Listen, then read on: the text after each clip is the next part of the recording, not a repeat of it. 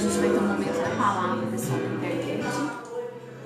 Gente, é isso aí, né? Programa de 1h30 é corrido, mas voltei, estou de volta aqui, né? E assim, nós vamos passar por aquele momento tão aguardado que os nossos ouvintes ficam esperando, que é o momento da palavra. E eu queria deixar uma reflexão para você que está lá no livro de Provérbios, capítulo 4, verso do número 20 ao 23. A palavra de Deus nos traz a seguinte reflexão, olha só. Filho meu, atenta para as minhas palavras, aos meus ensinamentos, inclina os ouvidos, não os deixe apartar-se dos teus olhos, guarda-os no mais íntimo do teu coração, porque são vida para quem os acha e saúde para o seu corpo. Sobre tudo que se deve guardar, guarda o coração, porque dele procedem as fontes de vida. Então aqui a gente vê de uma forma muito clara que o Senhor ele declara, né, vida e saúde para o corpo, né, que a palavra dele, que os mandamentos trazem vida e saúde para o corpo, né, e por isso ele manda que a gente se atente sempre, né, para as palavras que ele deixa, que nós não venhamos deixar que a palavra dele venha se apartar dos nossos olhos, né? E o que é se atentar para a palavra? Às vezes isso pode parecer simples, mas significa, né, não deixar sair do nosso coração, mas guardar no nosso coração. Ter a palavra diante dos olhos significa ver a palavra de Deus. E aí eu quero entrar hoje nesse assunto que nós falamos, que foi sobre sonhos, sobre sonhar, né? Ver a palavra de Deus significa você criar uma imagem no seu coração, né? E ele declara logo em seguida, o texto diz assim que a gente deve guardar a palavra no nosso coração. Então, ou seja, guardar a imagem no íntimo do nosso coração, a imagem daquilo que o Senhor está trazendo, da promessa que Ele está trazendo, né? Daquilo de novo que Ele está trazendo, do propósito que Ele está trazendo. Então o resultado é que isso vai ser vida e vai ser saúde para o corpo. O nosso coração, ele precisa ser guardado porque dele procedem as fontes de vida, dele procede saúde, procede vida, mas do coração a gente sabe também que procede doença, né, enfermidade. Muito antes de uma doença ela se manifestar em seu corpo, ela existe no seu coração. Você sabia disso? Né? Jesus, inclusive, ele fala lá em Lucas 6,45 a respeito disso, que o que contamina o homem não é o que entra pela boca, mas é justamente aquilo que sai, né? Ou seja, os maus desígnios, as paixões, né? A maldade, tudo isso nasce primeiro no coração, as mágoas, o rancor, tudo isso nasce no coração. Então o nosso coração também precisa ser guardado. Se há coisas acontecendo na sua vida hoje, as quais você não está contente, como por exemplo, falta de provisão, né? Às vezes você está passando por uma crise econômica, financeira, espiritual, né? Uma família que está disfuncional porque está tendo muita briga, está tendo muita contenda, e você não vê, né, aquele tipo de vida que às vezes uma pessoa abençoada deveria ver, ou percebe que não está tendo aquela vida tão abençoada. Saiba que muito antes disso acontecer, às vezes uma imagem, ela surgiu no seu coração, né? Então se você não gosta do que você está vendo hoje em sua vida, eu faço um convite para você através da palavra de Deus. Mude o seu coração, mude a forma como você está vendo as coisas,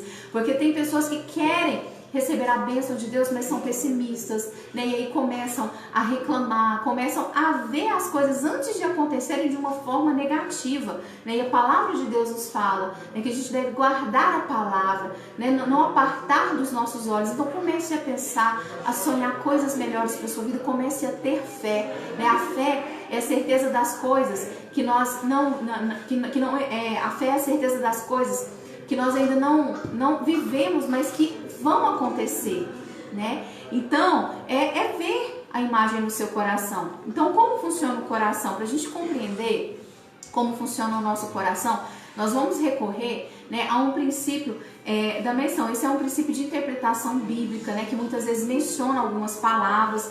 E a primeira menção que a Bíblia fala, por exemplo, a respeito de coração, está lá em Gênesis capítulo 6, no verso 5, que fala assim, ó: e viu o Senhor que a maldade do homem se multiplicara sobre a terra, e que toda a imaginação dos pensamentos do seu coração era somar continuamente. Então a palavra de Deus fala que o Senhor olhou para o homem e ele viu que havia ali imaginação de pensamentos ruins, e que isso era má continuamente. Ainda não tinha acontecido, mas o Senhor percebia que estava no pensamento, né? Então a gente vê aqui que Deus, ele liga o coração à imaginação do homem. Nós pensamos às vezes que a imaginação ela vem da mente, né? Mas o que a palavra nos mostra aqui? Que Deus diz que ela procede do coração. Então, em nossos dias, às vezes, por exemplo, o raciocínio, a educação é baseada na lógica, mas nos tempos bíblicos, isso se aprendia por meio de imagens, né? Deus deu, por exemplo, imagens na Bíblia. O Senhor sempre nos dá imagens de fé sobre a nossa vida, a maneira como Ele libera fé, né? É sempre nos dando imagem. Muitas às vezes pensam que a imaginação, ela é inofensiva, mas Deus diz que aquilo que nós imaginamos já está feito diante dEle. Ele mostra isso na sua palavra, porque muito antes do homem se tornar perverso, lá em Gênesis 6:5, Deus já tinha visto a perversidade na imaginação do coração do homem. Então a imaginação está ligada ao coração. Essa razão, muitas vezes até mesmo a gente pode falar assim, pessoal, né? É uma razão porque o diabo às vezes procura encher o coração das pessoas com maldade, com violência, né? Porque as imagens se tornam parte do coração. Antes da pessoa fazer, ela imaginou. Ela pensou realizando aquilo. E aí, quando é fé em um momento, o que aconteceu? Quando as pessoas, por exemplo, fantasiam, né? Elas não usam uma parte racional da mente, mas usam o quê? Imagens. E o inimigo, ele sabe que tudo aquilo que for colocado na sua imaginação vai também ser reproduzido na sua vida. Por isso eu falo para você nessa tarde, Deus, ele deseja purificar a nossa imaginação, né? Então a gente vê também em Mateus 5:8, que a palavra de Deus fala assim, que Jesus, ele disse, né, ainda falando sobre esse tema, que ele fala assim, ó: bem-aventurado os limpos de coração, porque eles verão a Deus.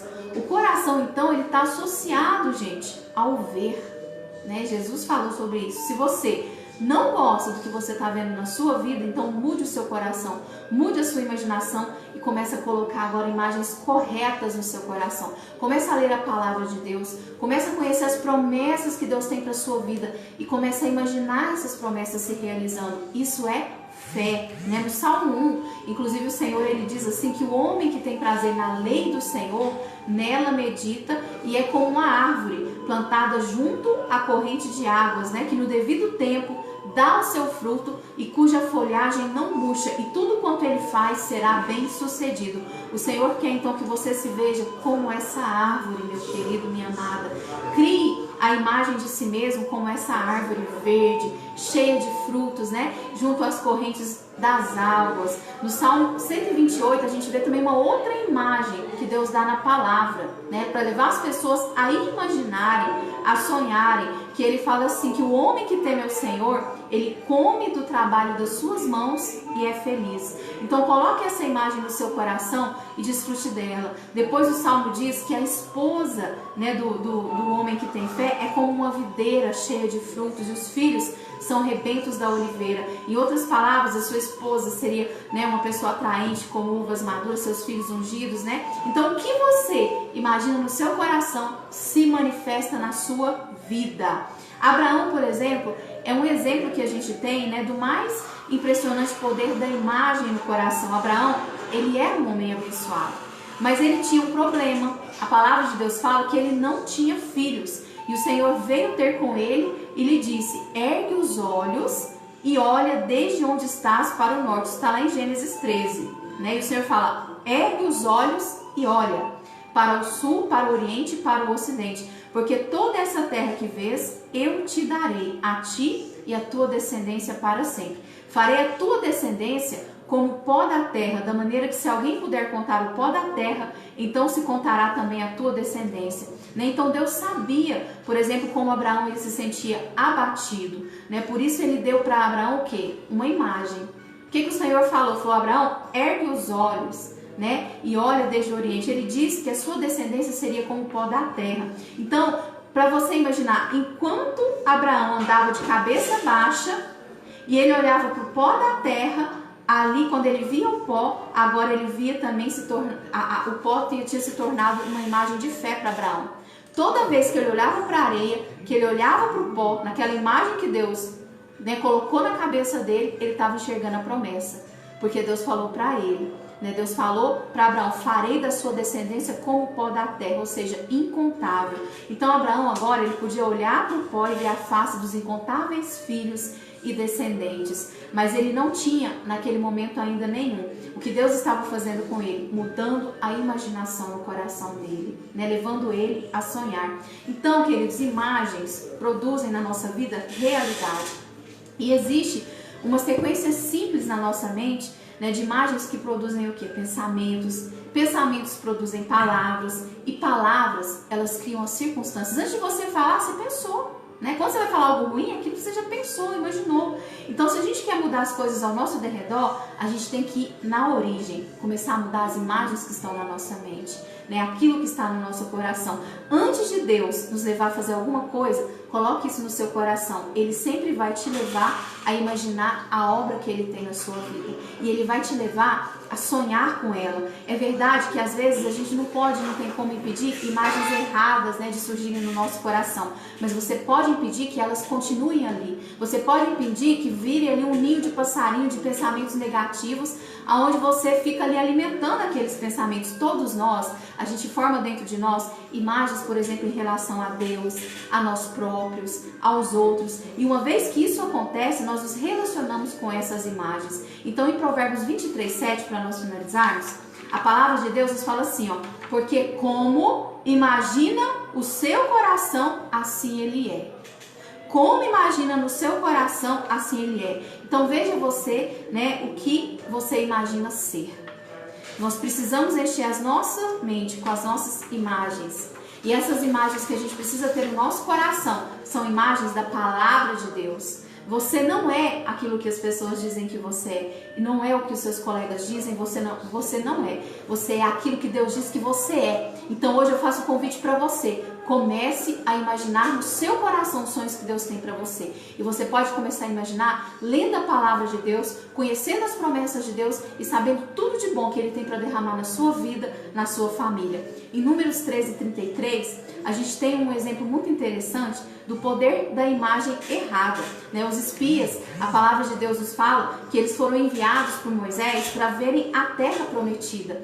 E ali no seu retorno eles fizeram o seguinte relatório, eles falaram assim para Moisés: Moisés, a gente viu ali gigantes e a gente era aos próprios olhos, né? Aos nossos olhos a gente era como gafanhotos diante ali daqueles gigantes. Então eles se viam como gafanhotos, né? E viam o inimigo como gigantes. A imagem que eles tinham de si era de gafanhotos. Isso explica porque eles não puderam alcançar muita coisa. Afinal, gafanhotos são insignificantes, né? E quem, como se diz, entrou na terra prometida foi aqueles que acreditaram, que viram diferente, que viram aquela situação de uma forma diferente, né? Que foi Caleb, foi Josué, mas os espias não entraram. Então o grande problema é o quê? Que muitas pessoas não sabem o que são em Cristo, não se veem como Deus os vê e por isso cedem às ameaças do inimigo, ao pensamento negativo, às frustrações. Você se torna aquilo que você imagina sobre si mesmo. Se nós nos vemos como fracos, assim nós vamos ser. E se nós nos vemos como gafanhotos, assim a gente vai ser também. E eu finalizo fazendo a seguinte pergunta para você: